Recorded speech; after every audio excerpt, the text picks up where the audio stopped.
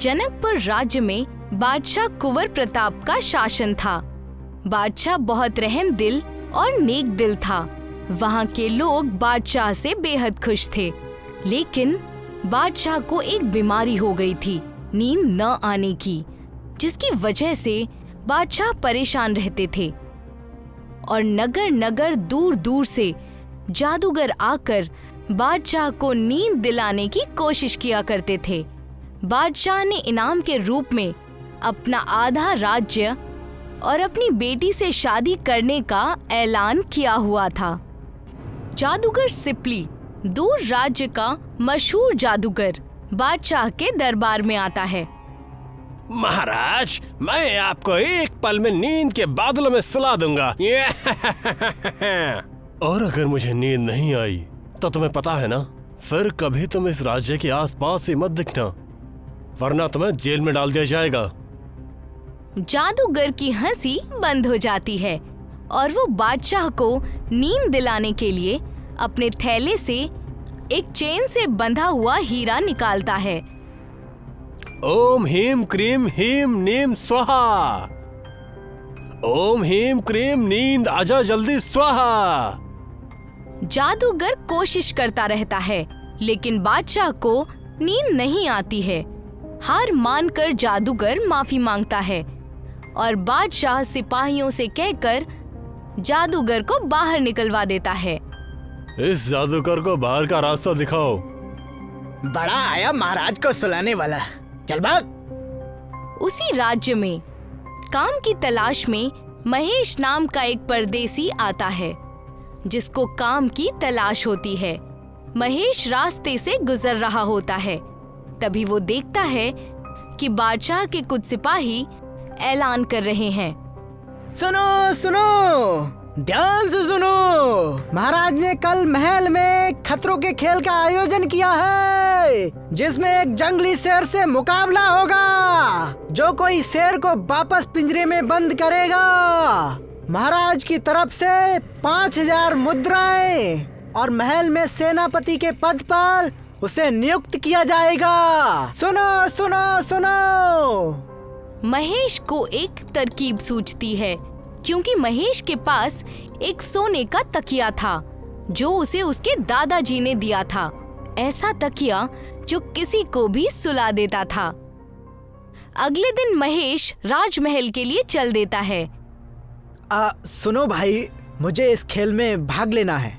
क्या तुझे इस खतरनाक मुकाबले में हिस्सा लेना है? देखा नहीं, बड़े बड़े पहलवान आए हैं, तू कहाँ उस शेर का मुकाबला कर पाएगा?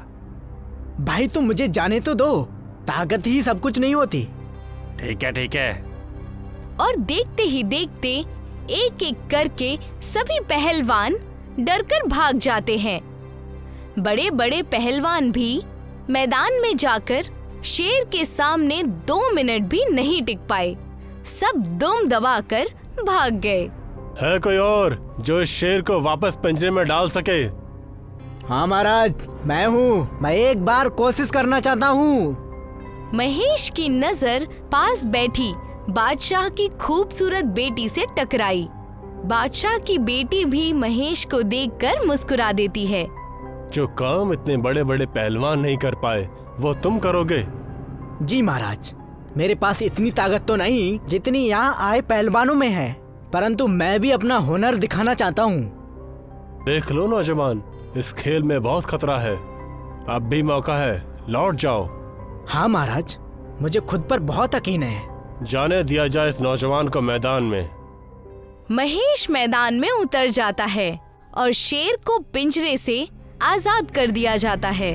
शेर महेश की ओर भागता है। बादशाह को लगता है अब मालिक ही इसको सलामत रखे, लेकिन होता कुछ और ही है, क्योंकि महेश अपने थैले से जादुई सोने का तकिया निकालता है और एक मंत्र बोलता है।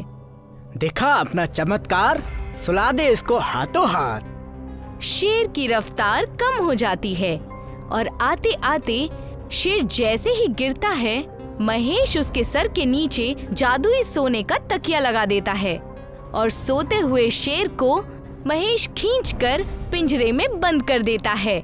बादशाह ये देखकर हैरान रह जाता है। ये क्या किया तुमने इसके साथ? क्या तुमने इस शेर को मार दिया जो ये ऐसे बेहोश हो गया? लेकिन तुमने तो इसे छुआ तक नहीं। क्या किया तुमने? कैसे किया तुमने? महाराज, मैंने इसके साथ कुछ नहीं किया। मैंने इसे मारा नहीं, बस ये कुछ वक्त के लिए सो गया है।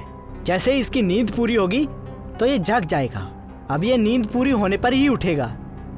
क्या तुमने इसे सुला दिया? कैसे सुला दिया? कैसे किया तुमने ये सब? मुझे भरोसा नहीं। अगर तुम ऐसा कर सकते हो तो बताओ कैसे करते हो, और क्या तुम मुझे भी सुला सकते हो? हाँ महाराज, इसे ही नहीं किसी को भी सुला सकता हूँ। इंसान हो या जानवर, कोई भी मेरे चमत्कार से बच नहीं सकता। मैं यकीन नहीं करता। अगर ऐसा है तो चलो मेरे कक्ष की ओर, दिखाओ अपने मंत्र की मुझे ताकत, मुझे सुलाकर। ठीक है महाराज, चलिए। तो चलो हमारे शयन कक्ष में और हमें सुलाकर दिखाओ। अगर तुमने सुला दिया तो हम तुम्हें अपना आधा राज्य और अपनी पुत्री से तुम्हारा विवाह करवा देंगे। महेश महाराज के साथ उनके कक्ष में जाता है। महाराज लेटते हैं और कहते हैं, दिखाओ अपने मंत्र की ताकत, और याद रखना अगर ऐसा नहीं हुआ तो तुम कारावास में जाओगे। महेश जादुई सोने का तकिया निकालकर मंत्र बोलता है। दिखा अपना चमत्कार, सुला दे महाराज को हाथों हाथ। बादशाह तुरंत गहरी नींद में सो जाते हैं। अगली सुबह जब बादशाह नींद से उठते हैं तो बेहद खुश होते हैं और महेश को बुलाकर उसके नाम अपना आधा राज्य कर देते हैं। साथ ही अपनी बेटी से शादी भी करवा देते हैं। सभी खुश थे अब राज्य में, लेकिन ये बात मंत्री को नहीं अच्छी लगी। अब वो महेश और बादशाह से द्वेष करके साजिश रचने लगता है, जिसके लिए वो अपने पुराने दोस्त शांताराम वैद्य से मिलता है, जो अपनी जड़ी बूटी से लोगों के चेहरे बदलने में माहिर था। मित्र, कैसे हो तुम? बहुत दिनों बाद मैं तुमसे मिल रहा हूँ। मित्र, मैं वैसा ही हूँ जैसे पहले था। तुम बताओ आज कैसे इस मित्र की याद आई? मुझे राजा कुंवर प्रताप की हूबहू शक्ल चाहिए। हो जाएगा, परंतु मुझे क्या मिलेगा? एक गांव और महल में मंत्री का पद। ठीक है, मैं तुम्हें ऐसे कुंवर प्रताप की शक्ल दूंगा कि कुंवर प्रताप खुद भी तुम्हें नहीं पहचान पाएगा। कुछ वक्त बाद मंत्री बादशाह का रूप लेकर महल में आता है और दरबार में दो बादशाह देखकर सब हैरान रह जाते हैं। कौन हो तुम? मैं राजा कुंवर प्रताप। तुमने मेरा रूप बदलकर मेरे दरबार में मेरे सिंहासन पर बैठने का जो जुल्म किया है, उसका दंड भी उतना ही कठोर होगा। सिपाहियों, बंदी बना लो इस बहरूपिये को। सिपाहियों, बंदी बनाओ इस बहरूपिये को जो मेरे सामने खड़ा होकर के मुझे बहरूपिया बोल रहा है। सभी दरबार में हैरान रहकर देखने लगते हैं कि कौन असली है और कौन नकली। तभी महेश आता है। बेटा महेश, देखो ये बहरूपिया अपने आप को राजा कुंवर प्रताप बोल रहा है। बेटा, इसकी बात पे यकीन मत करो। मैं इस राज्य का राजा कुंवर प्रताप हूँ। महेश भी दोनों को देखकर हैरान रह जाता है।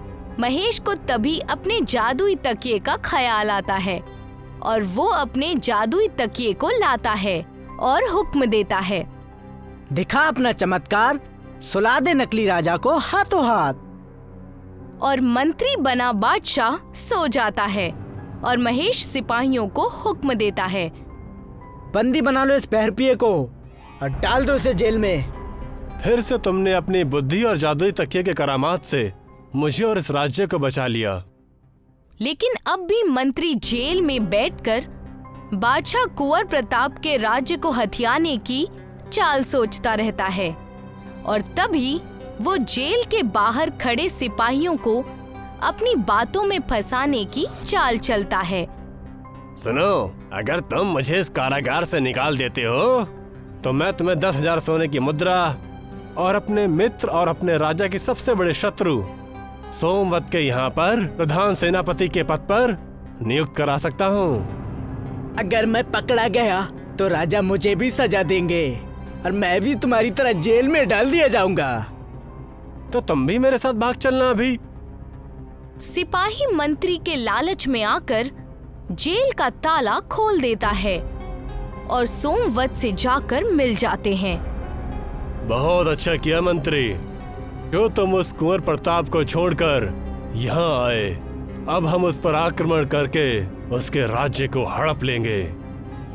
बादशाह को जब पता चलता है कि मंत्री जेल से भागकर उसके दुश्मन सोमवत से मिल गया है और उसके राज्य पर हमला करना चाहता है, तो बादशाह फिक्र में डूब जाता है और अपने कक्ष में महेश को बुलाता है।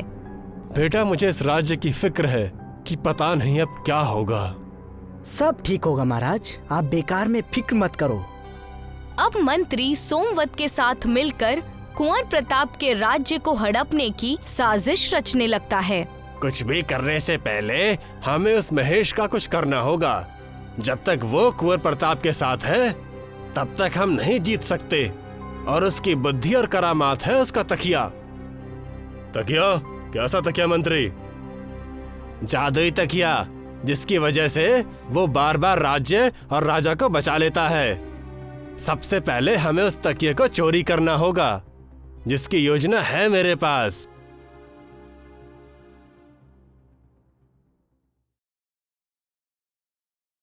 मंत्री रात के वक्त महेश के महल में चोरी करने के लिए एक चोर को भेजता है।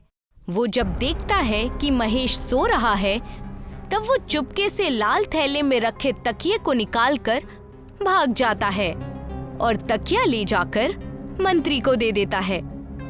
अब देखता हूँ कौन कुंवर प्रताप को बचाता है।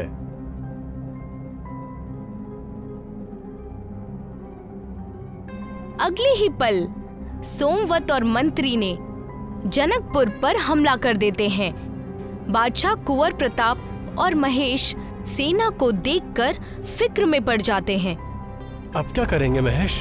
जादुई तकिया भी हमारे पास नहीं है। हौसला रखिए महाराज, सब ठीक होगा। तभी मंत्री कुंवर प्रताप की सेना को देखकर मुस्कुराता हुआ जादुई तकिया निकालता है और तकिए को हुक्म देता है, सो जाएं सब।